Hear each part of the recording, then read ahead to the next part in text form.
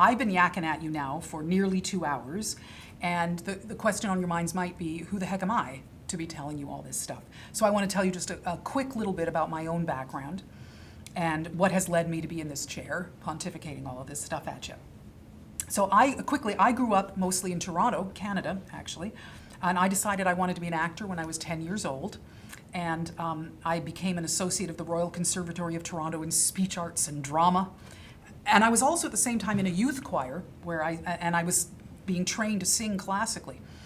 And then when I was ready to go to college, I found what was then called the Boston Conservatory of Music, where you could combine the two. And it seemed like a revelation to me that I could take my singing and my acting and put them together, even though, strangely, I was in love with musicals. I don't know why it hadn't gotten into my head, because my parents had seen the touring productions of several shows, and they would bring the recordings home to me.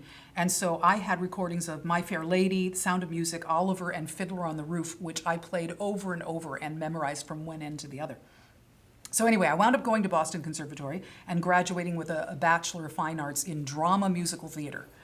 And then I moved back to Toronto and had a pretty solid career as a performer/singer.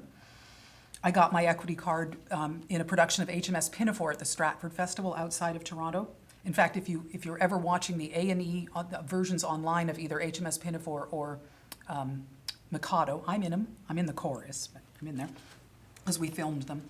Then I found myself at a summer theater called the Muskoka Festival, which was in the Lake District north of Toronto, where people did their summer stock, right? And I was in the world premiere of a new musical, and it changed my life.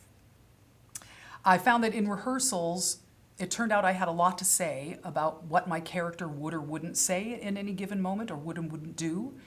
And then actually I had a lot to say about what all of the characters would or wouldn't do or say. And so at a certain point, the artistic director of that organization pulled me aside and he said, "Elise, I think maybe you have the makings of a dramaturg." And I said, "A what?" Because I had no idea what that word meant. And he helped me get a grant to study dramaturgy, and eventually I became the dramaturgical associate at the Canadian Stage Company, which is the largest regional theater in Toronto. Now, if you still don't know what dramaturg means, nothing to be ashamed of. It's a tricky word. Those of us who do it for a living don't even know whether we should say dramaturg or dramaturge. You'll hear them interchangeably, so who knows.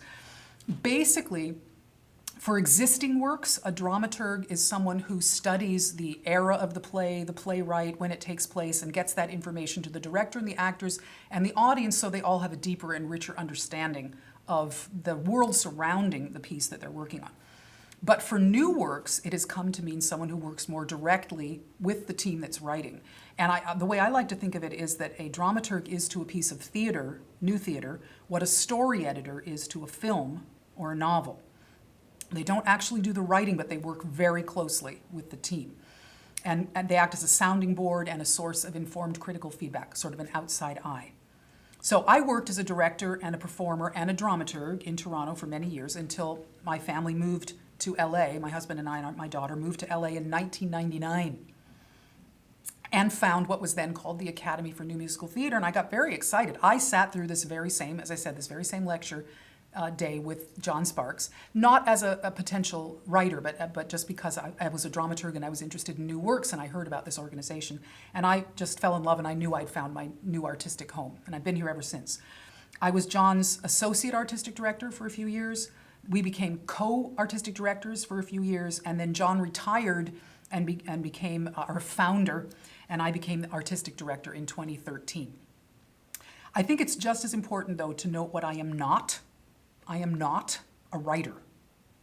I don't aspire to be a writer. I do have one published play that I wrote with a friend of mine called Anybody Home that was published by Dramatic Publishing Inc. and gets produced every now and then. But I wrote the structure for that and handed it off to a friend of mine and said, "Okay, now you turn this into dialogue."